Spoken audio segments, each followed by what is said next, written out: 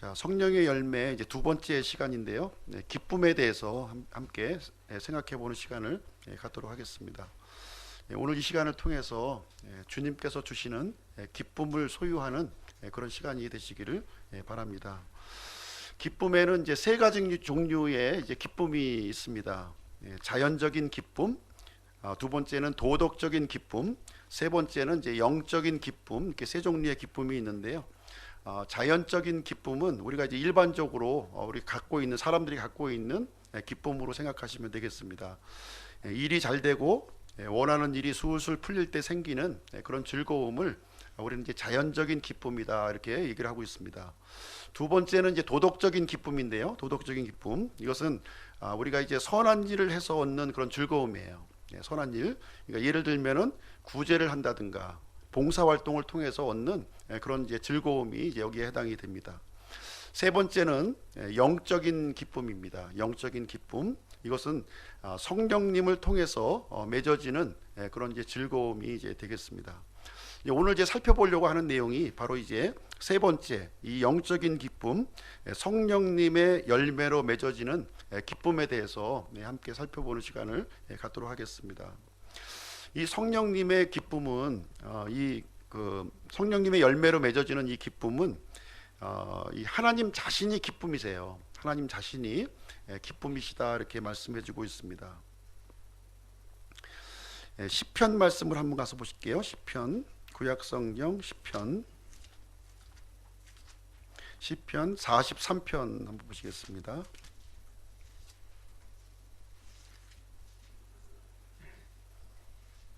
43편 4절 말씀 보시죠.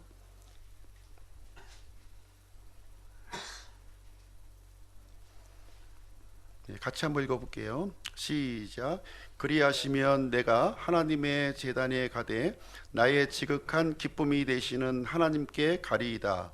오 하나님이여, 나의 하나님이여, 참으로 내가 하프를 타며 주를 찬양하리이다. 여기에 보시면 하나님을 어떻게 소개를 하고 있냐면 나의 지극한 기쁨이 되시는 하나님이시다 이렇게 우리에게 알려주고 있습니다. 이 하나님과 이 기쁨은 불가분의 관계에 놓여져 있습니다.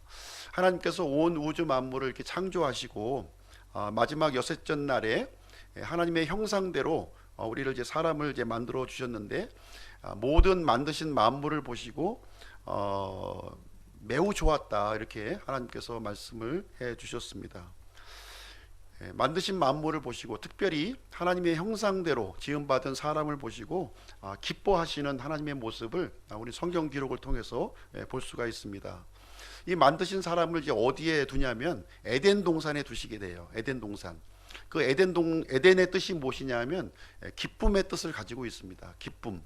기쁨이라고 하는 이 에덴 동산에 사람들을 이제 거주하시게 되고 하나님께서는 이 기쁨의 동산에서 이 하나님과 이 사람 사이에 이 친밀한 기쁨의 교제를 이제 나누시게 되었습니다. 그런데 아담과 이브가 이제 하나님 앞에 범죄를 하게 되면서 이제 하나님과 단절이 된 거예요. 단절. 그래서 기쁨의 근원이 되신, 기쁨의 원천이 되신 이 하나님과 단절이 되는 일이 이제 발생하게 되었습니다. 그래서 사람들은 이제 절망과 좌절 속에서 살아갈 수밖에 없는 그런 상황이 이제 놓이게 되었습니다. 그럼에도 불구하고 하나님께서는 이 사람들을 보실 때 비록 범죄한 사람들이지만 분리된 사람들이지만 기쁨으로 대하고 있는 모습을 우리 성경 기록을 통해서 우리는 이제 발견해 볼 수가 있습니다. 얼마나 이제 사람을 향해서 기쁨을 이제 표시하고 있는지 성경 기록을 통해서 한번 보겠습니다. 에스겔서 18장으로 한번 가서 보실게요. 에스겔서 18장.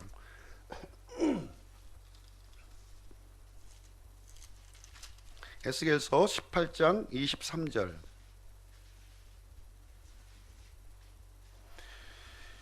구약 성경 1013쪽에 있습니다.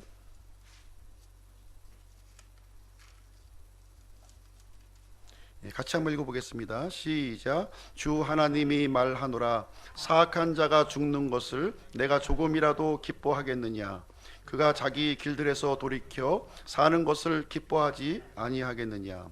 하나님께서는 심지어 이 사악한 자들을 향해서도 이 사악한 자가 죽는 것을 기뻐하지 아니하신다 이렇게 말씀을 해주고 있어요. 사악한 자가 죽는 것도 기뻐하지 않는다.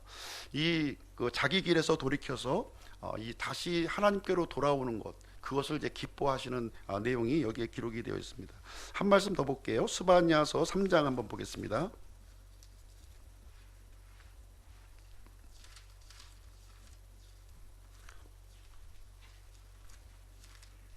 스바냐서 3장 17절 말씀입니다. 17절.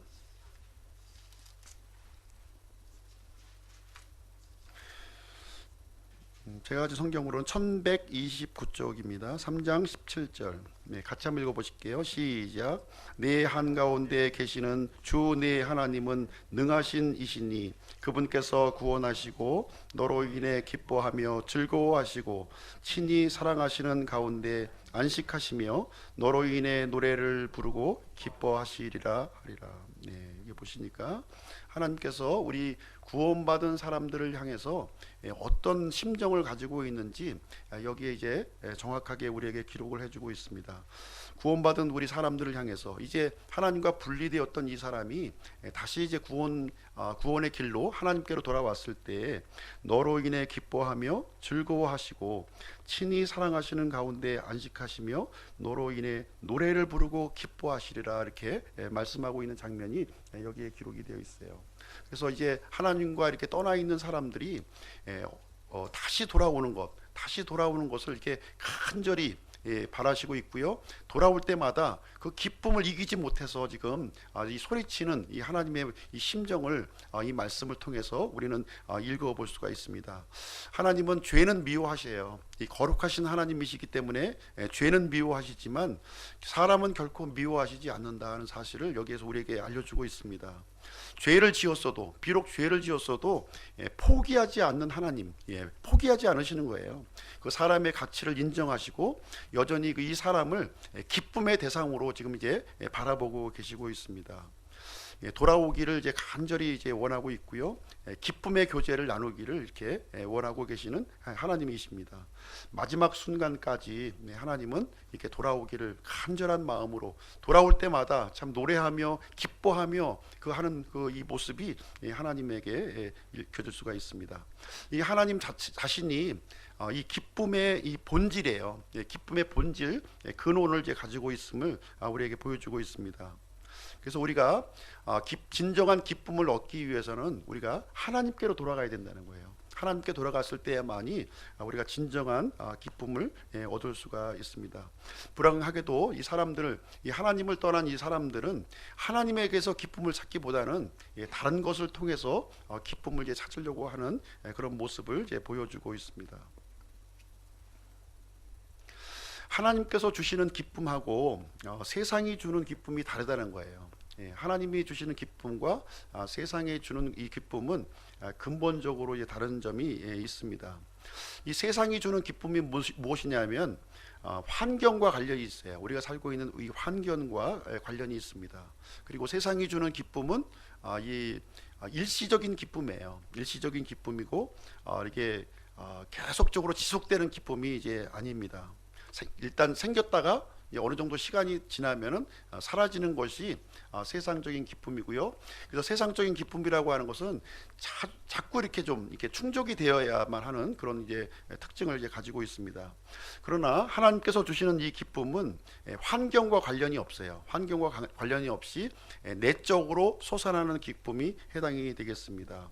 그래서 하나님이 주시는 기쁨은 이렇게 지속되는 기쁨이에요. 있었다가 없었다가 하는 것이 아니라 지속되는 기쁨을 해주고 있고요. 이 하나님께서 주시는 이 기쁨은 이 주체가 하나님이시기 때문에 사람의 어떤 노력으로 얻을 수 있는 것은 전혀 아니다 하는 것입니다. 하나님께서 주셔야만 이것이 이제 가능한 내용이 되겠습니다. 그럼 이 기쁨이 사람들에게 어떻게 이제 전달되어졌는지 그 내용을 한번 살펴보도록 하겠습니다. 이 하나님의 기쁨이 이제 전달이 되었는데요. 우리 사람들에게 복음을 통해서 우리에게 전달되었다는 거예요. 복음을 통해서 이 하나님의 기쁨이 사람들에게 전달되었다. 성경은 우리에게 말씀을 해주고 있습니다. 마가의 다락방에 이제 120명의 이제 사람들이 거기에 이제 거주하고 있었는데요. 그때 하나님께서 약속하신 대로 이 성령 하나님이 이제 강림하게 되었고, 이제 예루살렘에 살고 있는 이 유대인들에게 복음이 선포가 되면서 그 기쁨을 이제 소유를 하게 되었음을 우리에게 알려주고 있습니다. 다 같이 신약 성경 사도행전 2장으로 한번 가서 보시겠습니다. 사도행전 2장.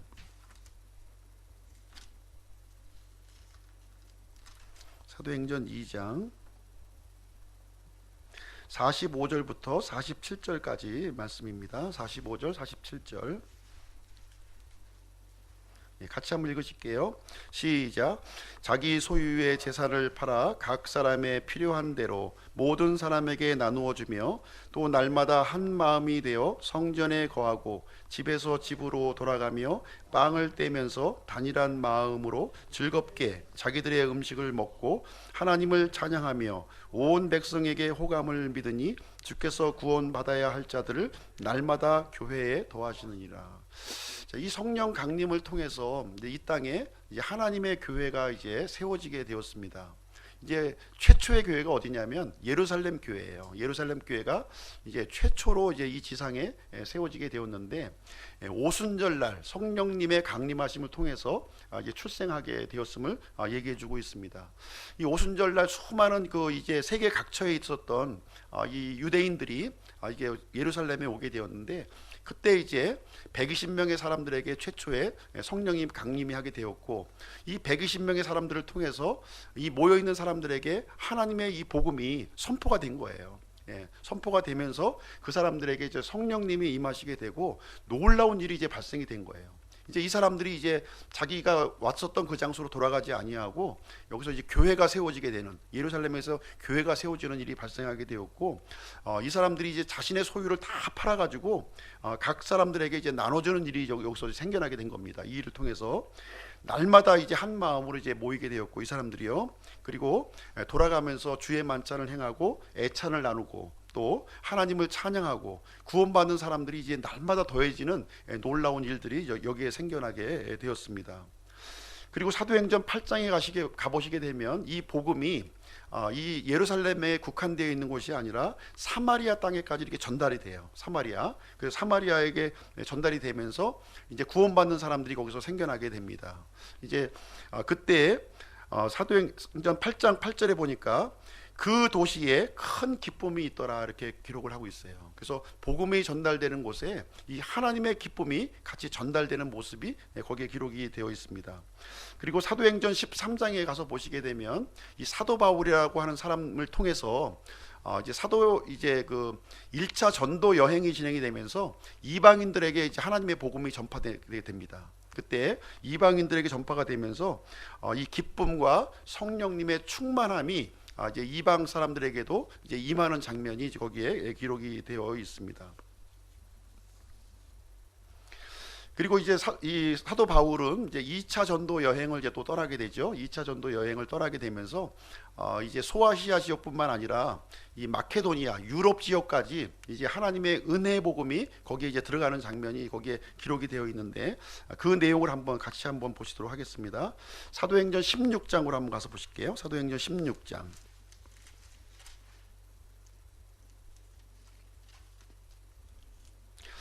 사도행전 16장에 이제 22절부터 26절까지 말씀을 보시게 되면 사도 바울이 이제 빌립보 지역에 이제 들어가서 복음을 이제 전하게 되는데, 거기서 이제 감옥에 갇히는 이야기가 이제 거기에 이제 기록이 되어 있습니다.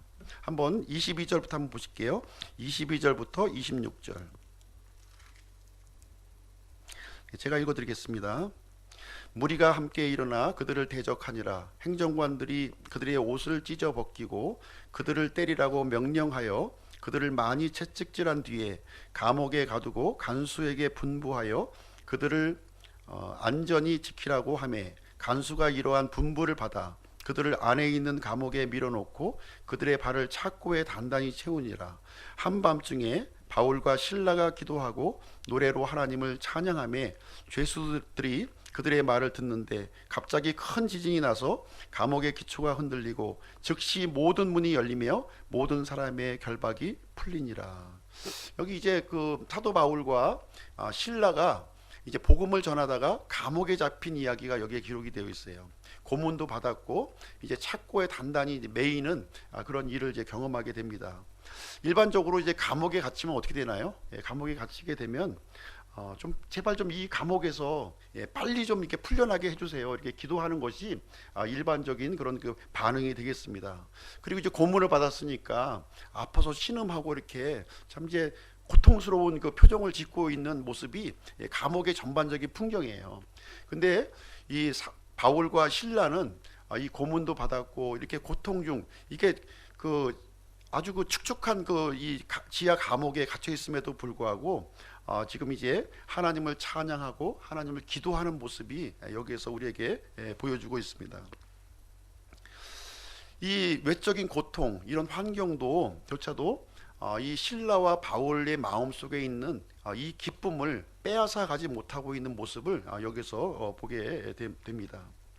그러면 우리가 어떻게 하면 이와 같은 이 초대교회에서 보여주고 있는 이 놀라운 기쁨을 우리가 소유할 수 있는가, 그 부분에 대해서 한번 살펴보도록 하겠습니다. 첫 번째는 우리의 이름이 하늘에 기록이 되어 있다는 거예요. 우리의 이름이 하늘에 기록이 되어 있다. 우리가 태어나면서부터 어디에 기록이 되나요? 보통 이제 호적에 우리가 이제 올라가게 되죠. 우리가 구원받는 순간에 우리의 이름이 하늘에 기록이 되어 있다. 이렇게 성경은 우리에게 말씀을 해주고 있습니다. 누가복음 10장으로 한번 가서 보시겠습니다. 누가복음 10장.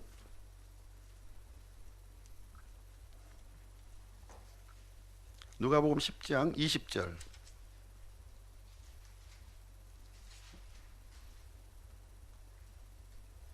같이 읽겠습니다. 시작. 그럼에도 불구하고 그 영들이 너희에게 굴복하는 이 일로 기뻐하지 말고 오히려 너희의 이름이 하늘에 기록되었으므로 기뻐하라 하시니라.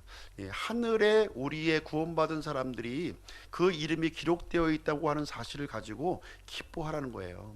우리가 구원받는 순간에 우리의 이름이 하늘에 이렇게 이 하늘의 호적에 등재가 되어 있다고 하는 사실을 우리에게 알려주고 있습니다.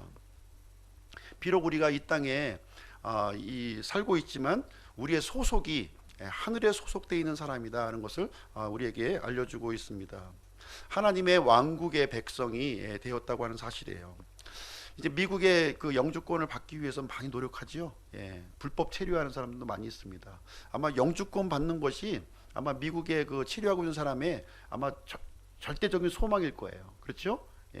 근데 하나님께서는 우리가 예수 그리스도를 믿는 순간 우리의 이름을 하늘에 기록해 놓고 있다. 이렇게 우리에게 말씀을 해주고 있는 것입니다. 두 번째는 우리 그 마음 속에 보배를 주셨다는 거예요. 우리 마음 속에 보배를 주셨다. 이렇게 기록하고 있습니다.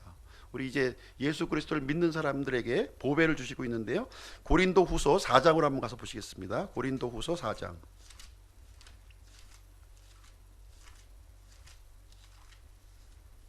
고린도후서 4장 7절 말씀 보겠습니다. 같이 읽어보겠습니다. 시작. 그러나 우리가 이 보배를 질그릇 안에 가지고 있나니 이것은 뛰어난 권능이 하나님에게서 나며 우리에게서 나지 아니하게 하려 함이라. 여기에 보시면 이제 이 보배가 어디에 들어있냐면 질그릇 안에 들어있다. 이렇게 얘기를 해주고 있습니다. 이 질그릇은 무엇을 의미하냐면 우리 사람의 몸을 의미하고 있는 거예요. 사람의 몸. 사람의 몸에 뭐가 있습니까? 보배가 이제 들어있는데 바로 이 보배가 누구냐면 바로 예수 그리스도를 의미하고 있는 거예요. 우리 구원받은 사람들에게는 이 예수 그리스도, 이 보배가 되시는 예수 그리스도를 소유한 사람이다. 이렇게 얘기를 해주고 있습니다. 세 번째로 우리는 이 구원받은 사람들은 어떤 사람이냐면요, 하나님의 신비를 소유하고 있는 사람이에요. 하나님의 신비를 소유하고 있는 사람입니다. 에베소서 1장으로 한번 가서 보실게요. 에베소서 1장. 에베소서 1장 9절 10절 한번 보겠습니다. 9절 10절. 에베소서 1장 9절 10절. 같이 한번 읽어보실게요. 시작. 친히 자신 속에서 작정하신 자신의 선하신 기쁨에 따라 자신의 뜻의 신비를 우리에게 알려주셨으니 이것은 충만한 때의 경륜 안에서 친히 모든 것, 즉 하늘에 있는 것들과 땅에 있는 것들을 그리스도 안에서 곧 그분 안에서 다 함께 하나로 모으려 하심이라. 그래서 여기 보시니까 우리가 이 신비를 우리에게 알려주셨다 이렇게 기록을 해주고 있습니다. 신비, 친히 자신 속에서 작정하신 선하신 기쁨에 따라서 이 하늘에 속한 이 신비를 우리에게 알려주시고 있다고 하는 사실입니다. 그래서 우리 그리스도인들은 이 비밀을 갖고 있는 사람들이에요. 놀라운 그 하나님에게 속한 하늘에 속한 놀라운 비밀을 우리가 소유하고 있는 사람이다 이렇게 얘기해주고 있습니다. 그래서 하나님의 경륜을 이 세상의 시작부터 이 세상의 끝까지 일어날 모든 일들을 우리에게 알려주고 있습니다. 우리는 결말을 알고 있는 사람이에요. 끝을 알고 있는 사람입니다. 믿는 자들에게는 해피 엔딩이 있다고 하는 사실을 성경은 우리에게 가르쳐 주고 있습니다. 지금 현재의 상황이 아무리 절망스럽고 아무리 힘들어도 우리 믿는 자의 결말은 해피 엔딩으로 이제 마무리한다는 것을 성경은 알려주고 있습니다. 그리고 우리 믿는 사람들에게는 영광된 소망이 있다는 거예요. 영광된 소망을 우리가 갖고 있습니다. 이 땅의 삶과 비교가 되지 않는 영광된 삶을 우리가 이제 갖고 있는데요. 그럼에도 불구하고 우리 그리스도인들이 이 기쁨을 누리고 있느냐 하는 것을 보게 되면 이 기쁨을 누리지 못하고 있는 거예요. 누리지 못하고 있습니다. 그러면 언제 우리가 기쁨이 구원받았음에도 불구하고 기쁨을 이제 상실하게 되는지 그 내용을 좀 말씀을 드리도록 하겠습니다. 이 기쁨이 이제 그 구원받았으면 우리가 기쁨의 근원 되신 하나님을 소유했으니까 참 날마다 이 기쁨이 좀 살아서 넘쳐야 되는데 실질적으로 우리의 삶을 보면은 그렇지 않다는 거죠. 그렇지 않은 이유를 제가 말씀을 드리겠습니다. 이 기쁨의 근원 되신 하나님과 교제가 단절했을 때에는 우리가 기쁨을 얻을 수가 없는 거예요. 이 기쁨의 근원 되신 하나님께서 들어오셨어도 이 기쁨이 이제 이 활성화되어서 이렇게 충만하게 넘쳤을 때 우리가 기쁨이 생기는 것이지, 우리가 이 기쁨을 이렇게 누르고 막고 있다면 기쁨을 이제 얻을 수 없음을 성경은 우리에게 가르쳐 주고 있습니다. 예를 들면 우리가 죄를 짓거나 육신에 머물러 있을 때에는 하나님의 이 기쁨을 우리가 소유했음에도 불구하고 누릴 수 없다 이렇게 말해주고 있습니다. 그리고 하나님께서 우리에게 베풀어 주신 이 은혜, 이 놀라운 은혜를 잊어버리거나 또는 당연시 여길 때에는 우리가 기쁨을 이제 상실하게 되는 모습을 우리는 보게 됩니다. 이럴 때에는 다시 이제 우리가 하나님의 은혜 속으로 다시 들어가려고 해야 돼요. 다시 들어가야 됩니다. 그리고 하나님의 은혜를 기억하고 간절히 이렇게 바라고 갈망하는 일이 우리에게 있어야 된다고 하는 사실입니다. 그리고 우리가 환경을 바라볼 때, 하나님을 바라보지 않고 환경을 바라볼 때에는 또 우리가 낙심하고 우리가 절망할 수밖에 없음을 또 말해주고 있습니다. 그리고 이 세상의 삶을 살아가면서 또 염려하고 걱정하게 되면 이 하나님께서 주신 이 기쁨이 이게 이제 사라지는 모습을 우리는 이제 보게 됩니다. 그래서 구원받은 사람은 이 예수 그리스도를 통해서 우리 안에 들어와 있는 이 기쁨을 찾아야 된다는 거예요. 다시 회복시킬 필요를 우리에게 알려주고 있는 것입니다. 그 말씀을 한번 가서 보시도록 하겠습니다. 데살로니가 전서 5장으로 한번 가서 보실게요. 데살로니가 전서 5장.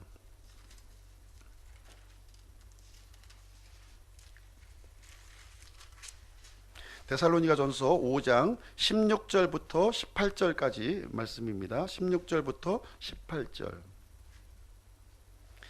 같이 한번 읽어보실게요. 시작. 항상 기뻐하라, 쉬지 말고 기도하라, 모든 일에서 감사하라. 이것이 그리스도 예수님 안에서 너에 대한 하나님의 뜻이니라. 여기에 보면은 항상 기뻐하라, 쉬지 말고 기도하라, 모든 일에서 감사하라 이렇게 말씀을 해주고 있습니다. 성경에서 이 기쁨이라고 하는 것은 어디에서 나오냐 하면 예수님 안에서 주어진다는 거예요. 예수님 밖에서 우리가 기쁨을 찾으려고 하면 진정한 기쁨을 우리가 얻을 수가 없어요. 예수 그리스도 안에서 주어진 기쁨임을 여기에서 얘기해 주고 있습니다. 환경을 통해서 오는 것이 아니라는 거예요. 환경에서 아무리 기쁨을 찾아도 하나님께서 주시는 기쁨을 우리가 소유할 수가 없습니다. 하나님의 기쁨은 예수 그리스도 안에서 우리에게 주어지는 기쁨을 얘기를 해주고 있습니다. 하나님께서 이제 우리에게 예수님 안에서 기뻐하고 기도하고 감사하라고 그랬어요. 그것은 우리의 유익을 위해서 그렇게 명령을 하신 거예요. 우리를 위해서 유익을 주시기 위해서 우리에게 해 주신 것입니다. 우리가 예수님 밖에 있을 때, 우리가 구원받기 전에는 예수님 밖에 있었죠. 예수님 밖에 있었을 때 우리의 상황은 어떠했나요? 우리 상황은 하나님과 상관이 없는 그런 존재였어요. 구원받기 전에는. 그리고 죄와 사망의 노예로 있었습니다. 아무런 소망 없이 살아갈 수밖에 없었던 사람들이었어요. 그러나 예수 그리스도, 십자가에서 죽으신 예수 그리스도를 믿는 순간에 우리는 예수 그리스도 안으로 들어오게 되었고요, 하나님께서 예수 그리스도 안에 있는 모든 이 충만한 복을 우리에게 주셨다, 이렇게 기록을 하고 있습니다. 그래서 예수님 안에서 우리는 기쁨을 찾아야 된다는 거예요. 이 구원받은 사람들이 자꾸 세상에서 찾으려고 한다고 하면 그 기쁨을 얻을 수가 없는 거예요. 거기서 절망밖에 우리는 답을 얻을 수밖에 없습니다. 예수님 안에서 우리가 이 기쁨을 찾고 간절히 추구해야 된다고 하는 사실을 우리에게 말씀을 해주고 있습니다. 이 기쁨의 근원이 누구십니까? 바로 예수 그리스도예요. 예수 그리스도를 통해서 우리가 찾아야 됨을 얘기해주고 있습니다. 이스라엘 백성들이 400년간 종살이를 했어요. 400년간 종살이를 했다가 이제 이집트에서 이제 탈출을 하게 되었습니다. 속박에서 벗어난 거예요. 그렇죠? 속박에서 벗어났고 노예에서 해방이 됐습니다. 그리고 조상들에게 약속했던 약속의 땅으로 이제 들어가게 되었다는 거예요. 기쁨으로 가득 찼어요. 기쁨으로. 그런데 이집트를 탈출하는 순간부터 문제가 생긴 거예요. 이 이스라엘 백성들에게 어떤 문제가 생겼냐면, 앞에는 이제 이 파도가 넘실대는 홍해가 지금 이제 앞에 놓여 있고요, 뒤에는 지금 이제 이집트 군사들이 지금 전차를 몰고 추격해 오는 상황이 있었고요, 양쪽은 산으로 이제 가로막혀 있는 그런 진퇴양난의 그런 상황에 이르게 되었습니다. 이 이스라엘 백성들이 조금 전까지만 해도 이 속박에서 해방이 되었고 종살이에서 해방되었다는 사실로 기뻐하고 찬송을 드렸어요. 하나님께 찬송을 했습니다. 그러나 지금 이제 앞에 있는 이 문제를 바라보는 순간 절망하게 되었고요, 하나님을 원망하게 되었고, 또 지도자인 모세까지 불평하는 상황이 이제 이루어지게 되었습니다. 이집트에 무덤이 없어서 우리를 이렇게 데리고 나와서 광야에 우리가 죽게 하느냐, 이렇게 그 원망하는 장면이 여기에 나타나게 되었습니다. 그러나 모세는 이 환경을 바라본 것이 아니라 구원자 하나님을 바라보았다, 이렇게 성경은 기록하고 있습니다. 이스라엘 백성들은 환경을 바라보면서 기쁨이 상실되어 버렸어요. 그러나 모세는 구원자 하나님을 바라보았습니다.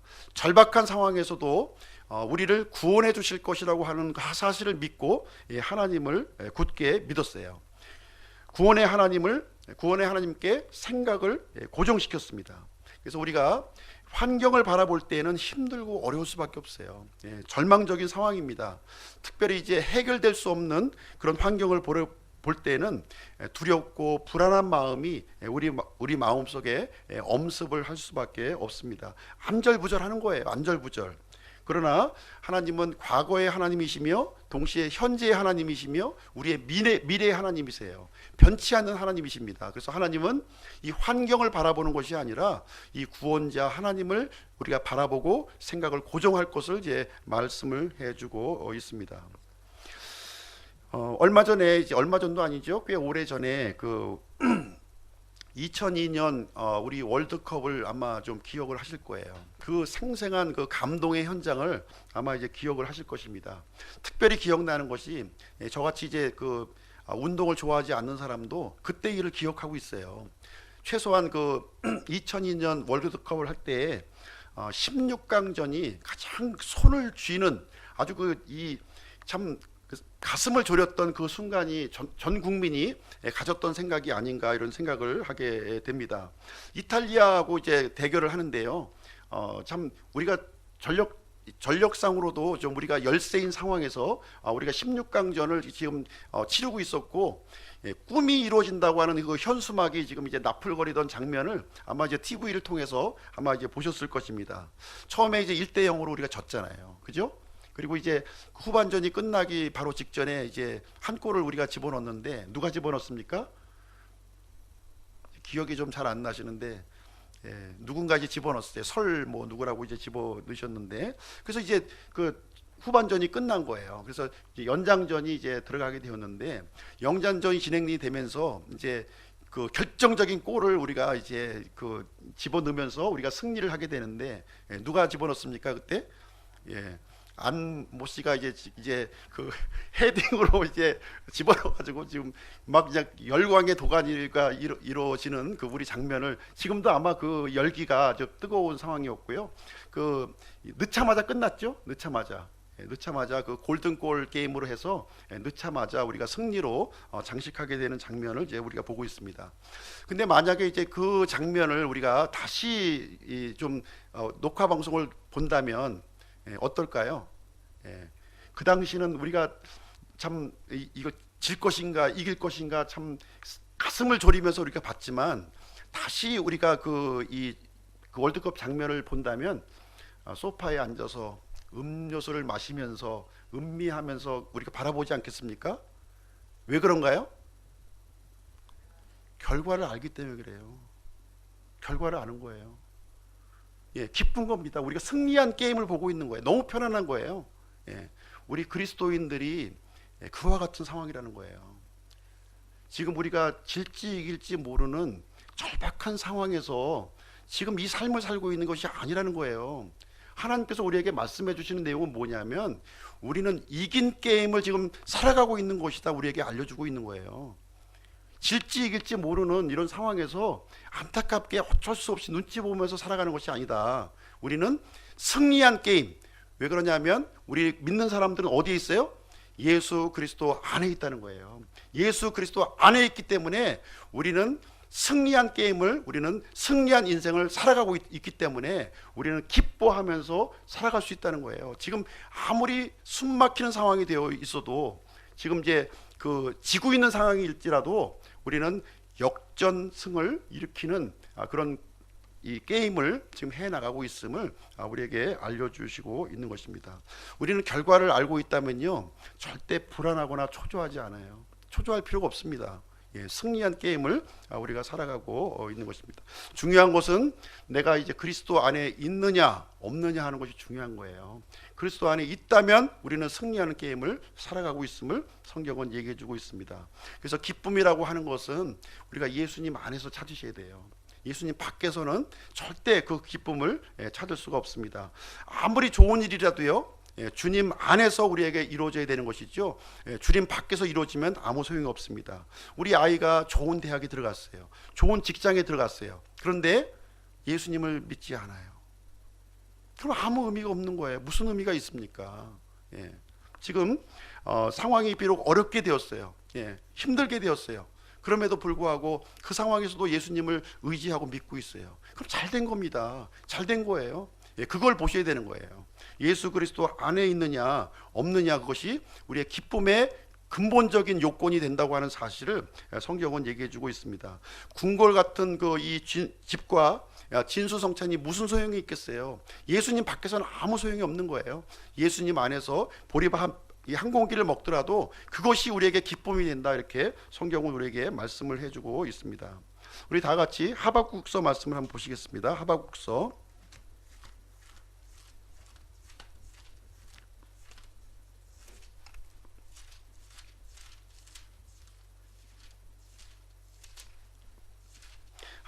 3장 17, 18절 한번 보겠습니다.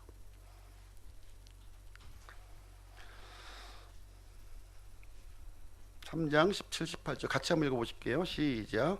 비록 무화과 나무가 꽃을 피우지 못하고 포도나무에 열매가 없으며 올리브 나무에 수고의 열매가 없고 밭이 먹을 것을 내지 아니하며 우리에서 양떼가 끊어지고 외양간에 소떼가 없을지라도 나는 여전히 주를 기뻐하며 내 구원의 하나님을 기뻐하리로다. 이 하박국의 내용을 보면은 전혀 기뻐할 수 없는 상황이에요. 전혀 기뻐할 수 없는 상황. 어떤 상황입니까? 이 무화과 나무가 꽃을 피우지 못해요. 열매를 맺지 못한다는 거죠. 포도나무에 열매가 없어요. 지금 올리브 나무에 열매가 없는 상황입니다. 그리고 밭은 먹을 것을 내지 않아요. 지금 우리에 있는 양떼와 소떼는 지금 아무것도 없어 텅 비었어요. 텅 빈 외양간이 지금 있는 상태예요.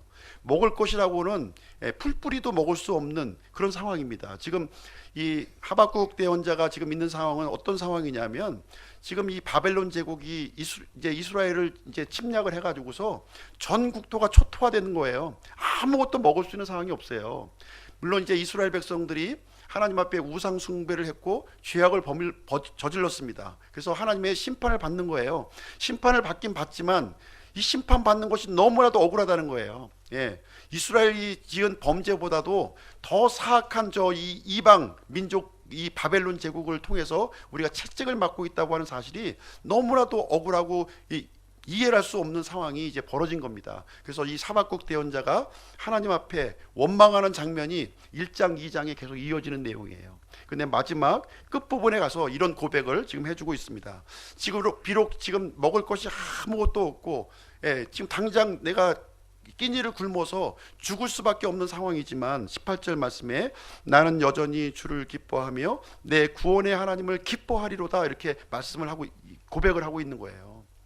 하나님께서 나의 구원자 하나님이라고 하는 사실, 이 환경을 바라볼 때는 전혀 기뻐할 수 없는 상황이에요. 그러나 나의 구원자 하나님께 생각을 고정했을 때 이 대언자의 마음속에 기쁨이 넘쳐 흘렸다는 거예요. 지금 당장은 폐허 같은 상황이지만 언젠가는 하나님께서 이 바벨론 제국을 이제 심판하실 것이고 이스라엘 민족을 다시 한번 회복시키실 것이라고 하는 이 믿음을 이 하박국 대언자는 하나님을 고정했을 때, 하나님을 바라보았을 때 그것을 이제 갖게 되었음을 여기서 고백을 해주고 있는 내용이 이제 되겠습니다. 그래서 우리 그리스도인들은 지금 이제 구원의 하나님을 믿고 있는 거예요. 그렇지 않습니까? 그래서 우리는 결말을 알고 있어요. 끝을 알고 있는 사람입니다. 승리로 이끌어 주시는 그 하나님을 우리가 구원자로 믿고 있는 사람들이 우리 그리스도인임을 우리가 말씀을 해주고 있는 것입니다. 그래서 아무리 우리 현재의 상황이 힘들고 어렵고 절망적인 상황이라도 모든 이해를 뛰어넘는 하나님을 이렇게 의지하고 신뢰해야 될 것을 성경은 우리에게 가르쳐주고 있습니다. 결론을 내리도록 하겠습니다. 세상이 주는 이 기쁨은 당장은 기쁠지 몰라요. 당장은 이게 달콤하고 기쁠지 모르겠지만 일시적인 것이고 빼앗길 수 있다고 하는 사실을 우리에게 알려주고 있습니다. 반면에 이 성령님께서 주시는 이 기쁨의 열매는 하나님께서 주시는 거라는 거예요. 이 본질적인 기쁨을 우리에게 주시고 있는 것입니다.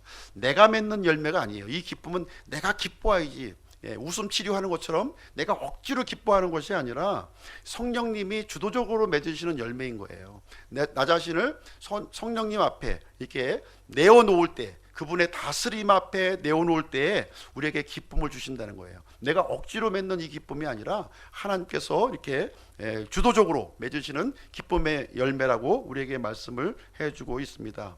우리가 이제 예수 그리스도 안에 거할 때 우리는 흔들리지 않는 믿음을 가질 수가 있고, 이 예수 그리스도로부터 오는 이 충만한 기쁨을 가질 수 있음을 우리에게 말씀을 해주고 있습니다. 그래서 우리가 세상을 바라보지 마시고요, 환경을 바라보지 마시고 주님께 생각을 고정하는 거예요. 그리고 나 자신을 지속적으로 주님 앞에 내어드릴 때 그때 주님께서 기쁨의 열매를 우리를 통해서 맺게 해주신다, 이렇게 약속을 해주고 있는 내용이 되겠습니다. 주님께서 주신 이 기쁨은 결코 아무도 빼앗아갈 수 없는 그 열매예요. 이 열매, 변치 않는 기쁨을 우리에게 주신다, 이렇게 말씀해 주고 있습니다. 그래서 주님으로부터 오는 이 기쁨을 누리시는 우리 기쁨 침례교회 성도님들이 되시기를 주님의 이름으로 축원드립니다.